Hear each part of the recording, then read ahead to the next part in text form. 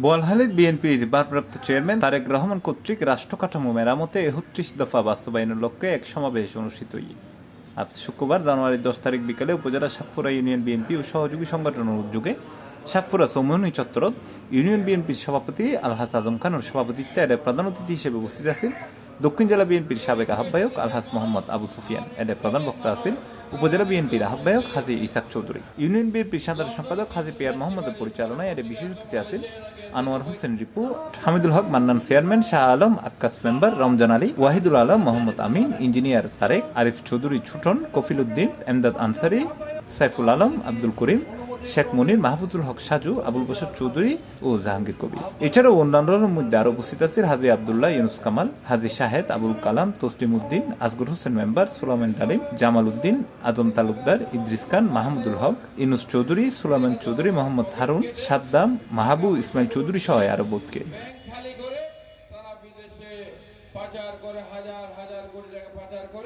দেশের অর্থনীতিকে ফোকলা বানিয়েছে।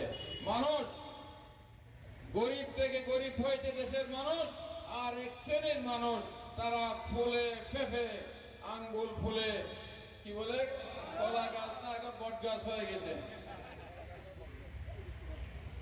একজন মন্ত্রী দক্ষিণ চট্টলার কলঙ্ক বাবুর ছেলে, পত্রিকায় আপনারা দেখেন, টেলিভিশনে দেখেন, লন্ডনের মতো জায়গায়, ইংল্যান্ডের মতো জায়গায় ৩৬০টা বাড়ি। কল্পনা করা যায় ভাই? যেখানে বাংলাদেশের 50% মানুষ মাথা গুঁজার মতো একটা ঠাঁই পায় না,